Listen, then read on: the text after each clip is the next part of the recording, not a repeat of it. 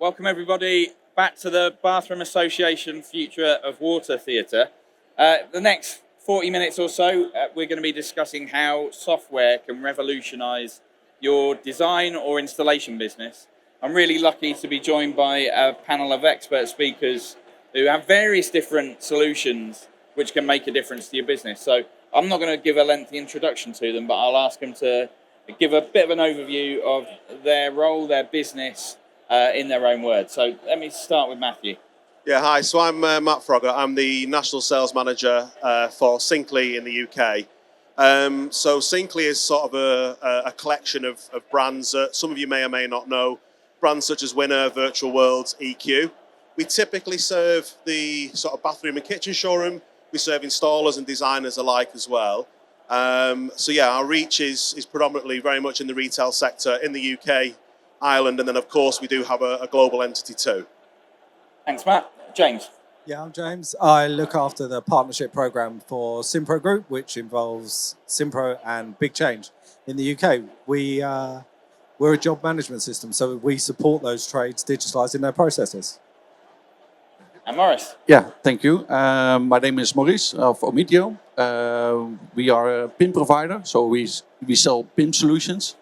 And I'm based in the Netherlands, but we are a global partnership, throughout Europe, but also in the US and New Zealand. So that's where we are located as a company. And we're going to get into what PIM solutions are in a few moments, aren't we?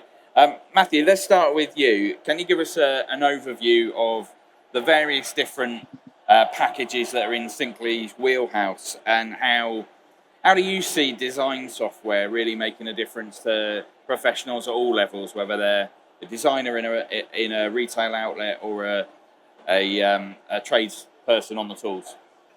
Yeah, so the two main design tools that we have in the UK is Winner Design, or Winner Flex, should I say, and Virtual Worlds. Now, both tools sort of operate in the similar sort of marketplace, but obviously have specialisms. So obviously, from a kitchen perspective, Winner Flex has a vast amount of content that's going to be relevant to the designer, and Virtual Worlds is very much in the bathroom sector, which pretty much is, I would say, the sort of market leader in the UK for bathroom design, and we've got many brand partnerships there. In regards of whether design obviously is obviously a mainstay, I would say from a design perspective, having sort of the ability to be able to bring dreams to life is so important, especially now we're in the modern world. Everything's very visual. And being able to have the ability to put something at the fingertips of your customer that brings it to life and gets them to really buy into the project that you're trying to deliver, I think is vital. And also that's very true in one of the solutions we bring with 4D. Now I know we might talk about that in a bit, Tom, so I won't go too heavy on 4D. But what we're trying to do, especially from a Virtual Worlds perspective, is innovate and give your customer the ultimate sort of buying power to really make a decision and make it quickly and swiftly. So would you kind of describe that as a bit of a mashup, not just of design and CAD and all that, but actually it's almost like a lead generation to a marketing? Yeah, I would say it's an you're giving your customer an experience, and it's an experience that you cannot get online. You know, it's something that is very sort of tangible. And yeah, you know, from the point of view of actually bringing customers to you, tools like VR and sort of very forward-thinking tools is appealing. It's something different than what the sort of general mass market is doing. So it gives you much more of a mainstay, I would say, and something that, you know, makes you notice, which is very difficult, especially now that, you know, social media and the web, it's so much background noise and there's so many things customers can choose from. Having something that sort of shouts to them, that gives them something that's an extra element is really important. James, moving to you. Simpro's making a kind of game-changing move for tradespeople. First of all, can you explain how, and kind of why is job management software a bit of a must-have in 2025? Talking from personal experience, I think what it does is takes the information that's in your brain and puts it somewhere that other people can use. So instead of having scraps of paper everywhere, you know, wondering who's going to what job, when they're going to that job, did we get paid for this? All those little things that, from personal experience, I can tell you, floats around your head, you can just visualize it. And then when you can visualize it, you can start making informed decisions and you can start growing and become more profitable. So, I've got, tradespeople often out and about. What's the interface for Simpro? Is it kind of on a mobile phone? Is it desktop? Yeah, so it's twofold. Yeah. You've got a desktop version, mainly for people that are doing the admin, like processing purchase orders, scheduling engineers, writing up quotes. And then you've got a mobile app version for the engineers or the people going to site, which is a simpler version. Okay, so that's pretty clear, really, in terms of how it's relevant to the tradesperson. I'm going to come to Maurice next because it might be a little bit abstract what PIM is, and ETIM's another acronym I'm going to throw at you and ask you to explain. Let's start with the basics. What on earth is product information PIM, and what's ETIM? Yeah, a PIM solution is a software solution where you can enrich your product data. So often what we say is the manufacturer is the source. So all the source of the product information is, you want all that data in one centralized place. So you have all the product data, you describe the product once.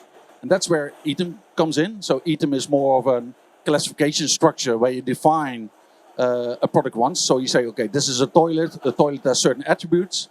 So throughout the supply chain, everybody knows what the attributes are of a toilet. So ordering becomes much more easier. People tend to order the right products better. So the SKUs are better described. And so the PIM solution helps to, let's say, help the supply chain to get all the product data across. And that's what a PIM solution does. And ETIM is just a classification structure where you say, okay, this is a toilet, those are the attributes, and it's a uniform way, standardized way. Yeah, I like to think of ETIM as a bit of a rule book so that everyone's playing to the same rules. And it's this is a European-wide initiative, and it's Omitio global-wide at the start, right? Yeah, Omitio was one of the founders of the ETIM model. At this stage, it's a global model, so it started in Europe, in the Netherlands, and nowadays it's a global model. So we've mainly got an audience of designers and installers. Still seems a little bit abstract and kind of up there for I kind of getting it for brands and for major retailers. What's the relevance for this audience? Yeah, well, if you look at, if you have a web shop or a configurator, so you have a 3D configurator, you select your objects, but a lot of time is spent normally to look at those objects in the catalogs, so to get the bill of material, to get through the order process. And that's where a PIM solution can help from the start, from the manufacturer, providing that data correctly to software, 3D software, and you get a bill of material. But you can also use it for your e-com shops, but mainly nowadays the consumer, but also the installer, requires more technical information, certificates, and that's everything what you... It's a bit of a high over abstract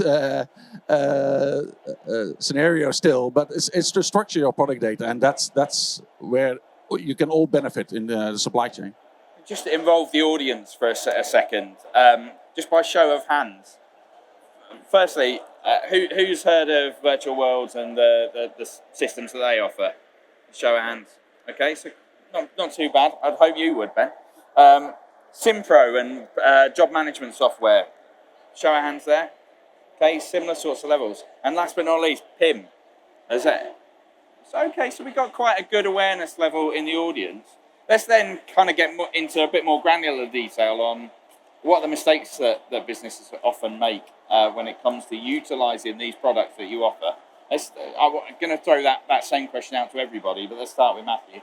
So I think one of the big mistakes is not to put time into it. I think with any solution that you buy, it's not a silver bullet. Don't get me wrong, it will do a lot for you, but you won't just buy it and it overnight changes your business. You have to invest in the time and the training to really maximize and master the tool. And it's difficult, especially if you're, let's say a small business and you've got so many different roles and so many different jobs to fill. It's very, very difficult to do. But I think if you're going to spend that investment, you want the return. And to get the return, proper training and time is where I would say is what's needed, and is often a mistake when it's not done. You're the if you like, the champion, the voice of the brand at Simpro. So hack off some of the people that you're trying to impress. What are the common mistakes they make? I think, to be honest with you, normally people come into the job management market just as they're starting to grow. So they're normally an owner-operator and they've become very good at their trade. What they don't realise is they need to become very good at being a business owner. And part of being a business owner is using a software system, like a job management system, to help them improve the efficiencies of the business. So I think that it's almost like a nervous, and I speak from personal experience because I've done the journey. I think you're almost nervous to start again and learn a whole new thing, which is being a business owner or understanding a job management system.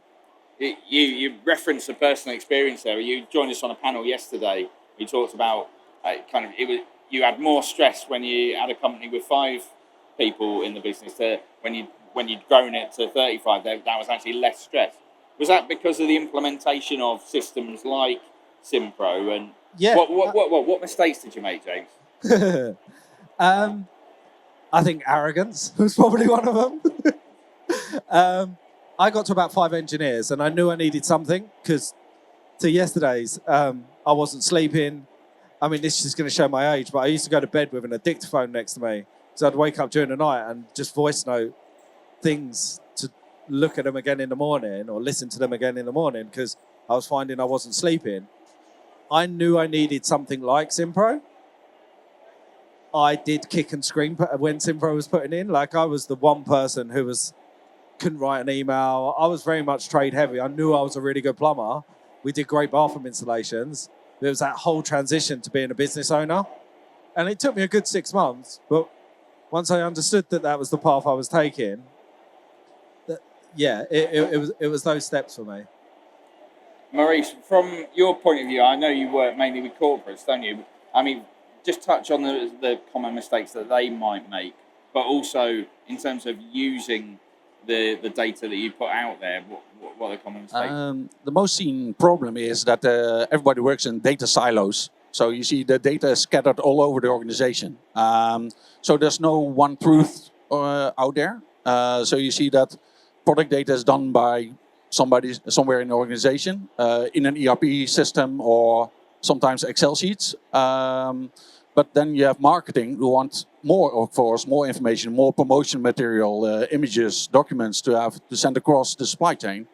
And that's their silo. So everybody works on the same data. And then, of course, you have the ordering process and the entire supply chain. But everybody's struggling and working on the same data, and it's not centralized. And that's where a PIM solution can come in place to centralize all those information streams, if you will, and to centralize that so you can send it out to your website configurators. So that's the most often seen mistake, that people work in silos and do not understand what a solution can do for them.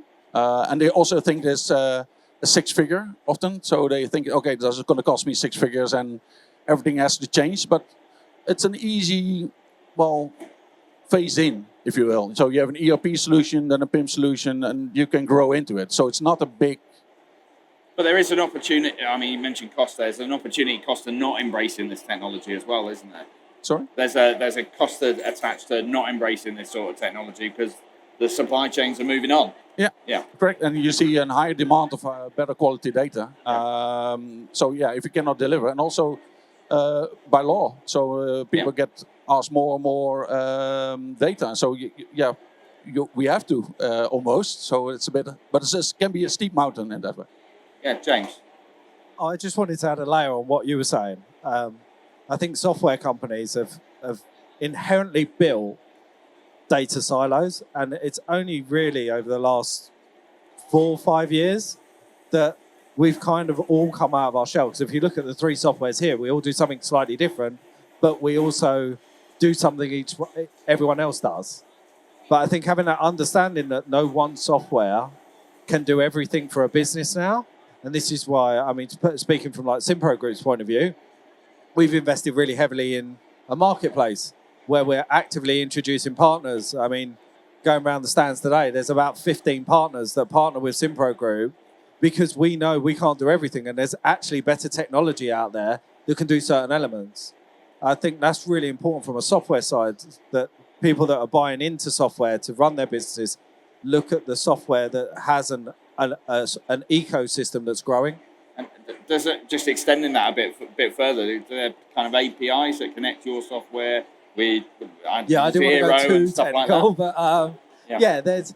I think looking at the APIs, what's available, but the first one we always look at when we're looking for partners, I pick on a partner over there, that how open are your open APIs, how flexible are those APIs, and what's the cost of the APIs? Because people don't realize that some software vendors, because they are a central source of truth, they advertise an open API, but they'll charge for it, whereas we don't. How about you, Mark? I mean, let's talk a little bit about what 4D is and what benefits that particularly designers, but also the trade can reap from embracing this new, quite exciting technology. Yeah, so 4D technology is essentially it's a VR-based technology that you would do a design in virtual worlds, and with a click of a button, you can transform the room into a virtual experience. And essentially, the way to describe it without you seeing it, it's the closest a customer will experience before they purchase a project. It's the closest thing they'll get to it. So the way that it sort of changes the game for designers is they can also immerse themselves in it too. And they can be absolutely certain that what they've done for their client will work, and from a practical level be workable too. For the customer, like I say, because it's giving them the closest experience they're going to get, it'll speed up that decision-making process. They understand that space much quicker than looking at a flat piece of paper with a picture on it. They actually are in that space and can understand how it'll work for them. Also giving them informed decision-making from the point of view of being able to very quickly switch between certain layouts, certain options, certain design styles. There's a feature of virtual worlds. You can very quickly change different design concepts right before their eyes. And then, from an installation side as well, because of the way virtuals work, you can specify things exactly with the products that are going to be installed in the exact position in the exact place. So it's something even the installer could use just to really get an understanding, especially if it's quite a complex design or something that requires a little bit of specialist work. They can sort of really immerse themselves in it too. And it's something that, if let's say you are an installer thinking of moving into a showroom world, it's something that you can use very quickly to multiply your footprint, because you could have unlimited sort of your own sort of portfolio, your own displays. So you could actually bring people into virtual displays. So you don't need the requirement to have a huge showroom to be able to show all the products that you sell. So it's a great tool in the point of actually selling to a customer and giving the customer the best experience, but it's also a tool to help you grow your business potentially and expand your footprint. Head off at the pass some of the objections to, because I have heard people before saying, my customers don't want to put on a VR headset. Head off some of those objections. Yeah, we always get the objections. My customer's too posh, too pretty, maybe too old. There's loads and loads of things we get. Simply put, if you don't offer the service to the customer because you think it's going to upset their hair or whatever, you're doing them a complete disservice.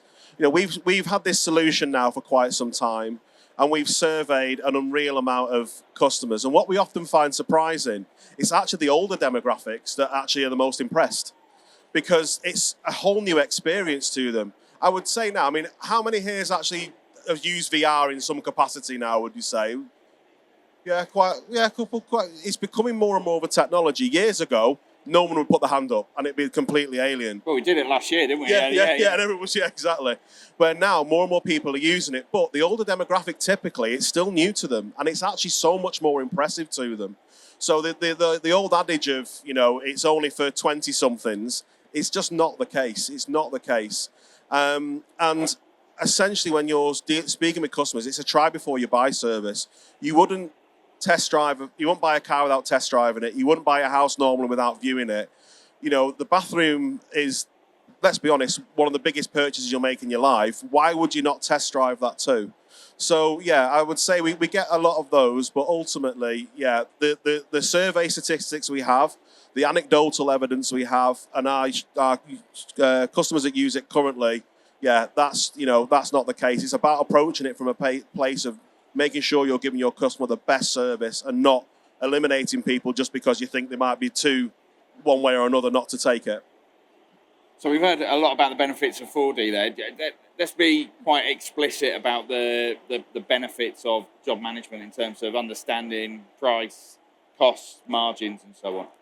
Yeah, I think, if you use one of these softwares first to put a design out there, you win the job. It's all about turning that into reality, putting people in on site at the right time, tracking those profit margins.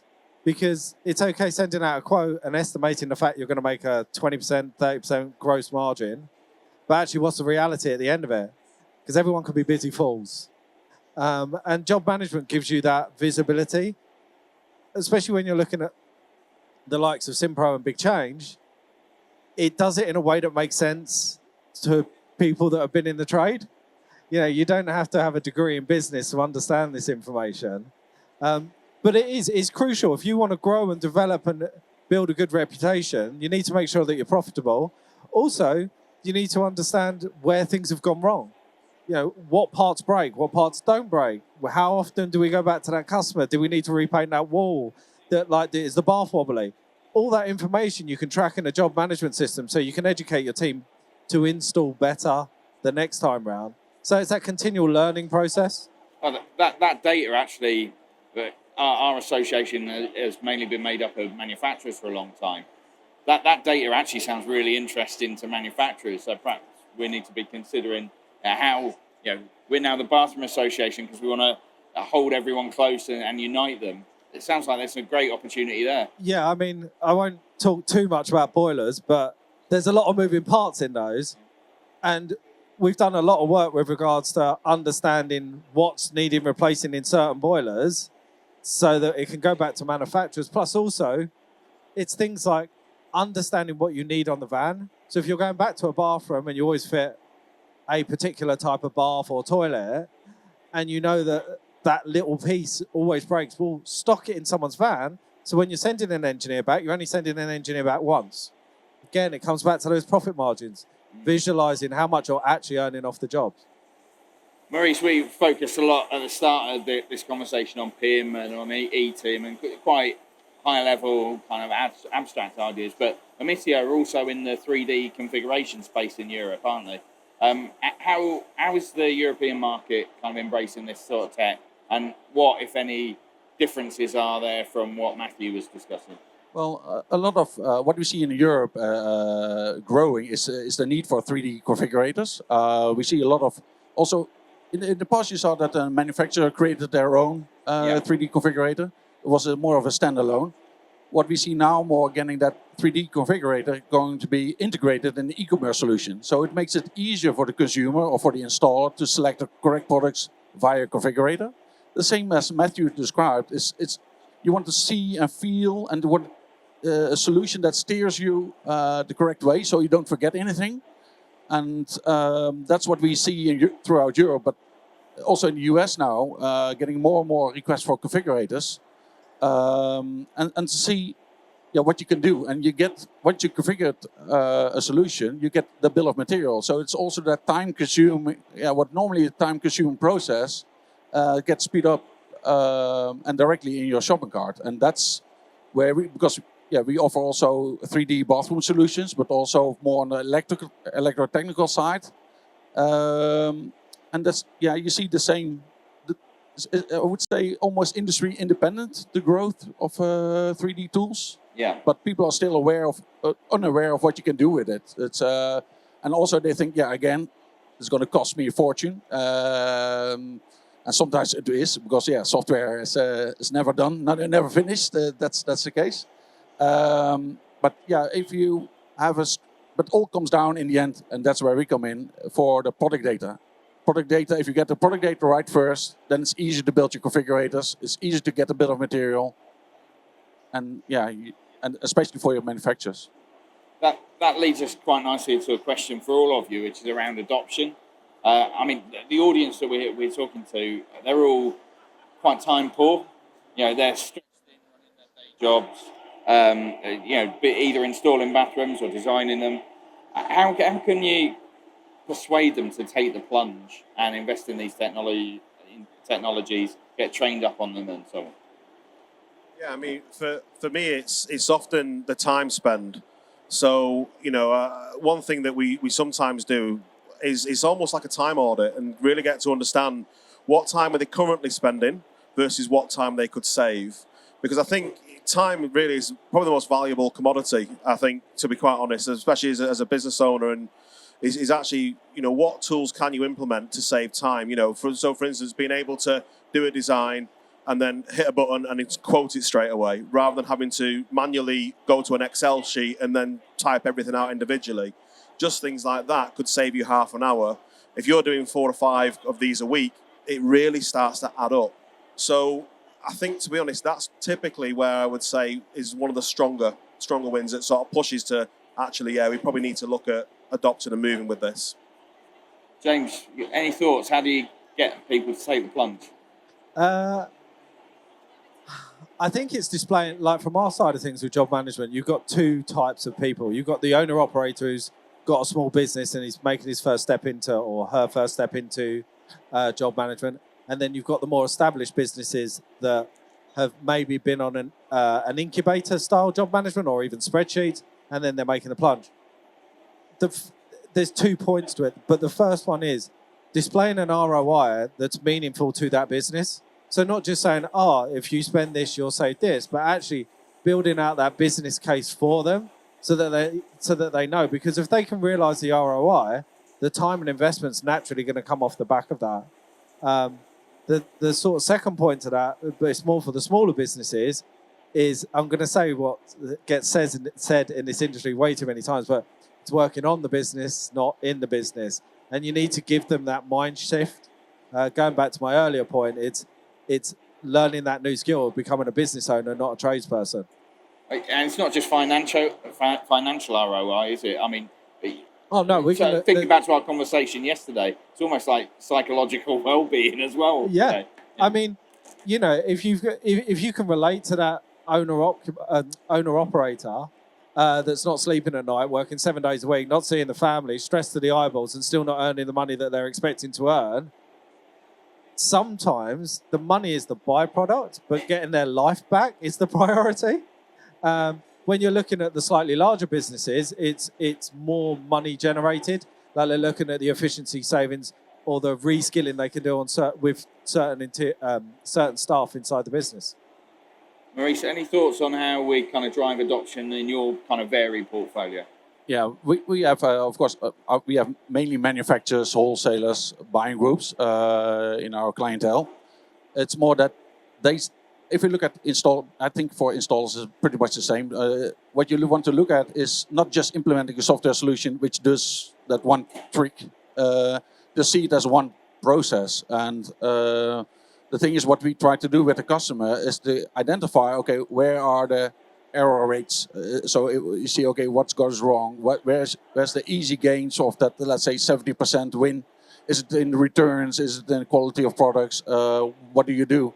And that's where we want to focus on, because that's where, call it the low-hanging fruit, you can access that pretty quickly. And later on, you can see, okay, these are all the benefits, what you can do with, I guess, all our software, what you can do in the organization. But first, you have to identify where I'm losing time, what's my error rate, and look into your own business. And that's often difficult if you're a smaller installer, because you're busy doing your day-to-day job, and to sit down and look, okay, this is what I do, and this is what my colleagues do.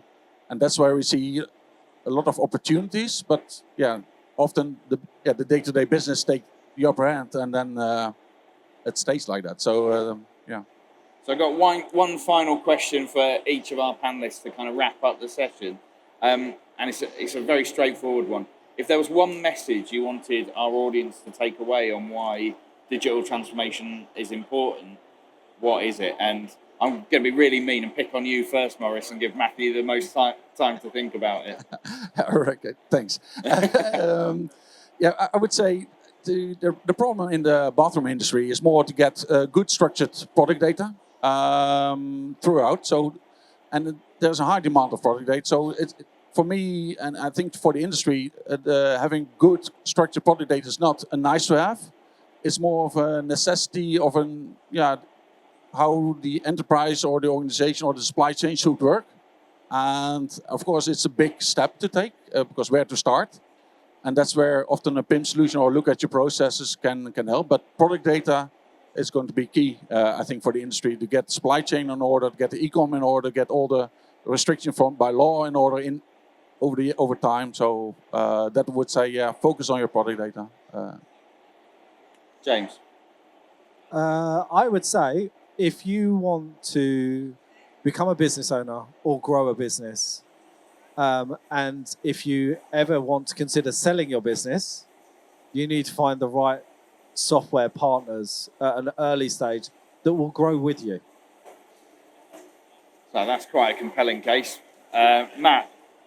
I think really for me, it's mitigating risk.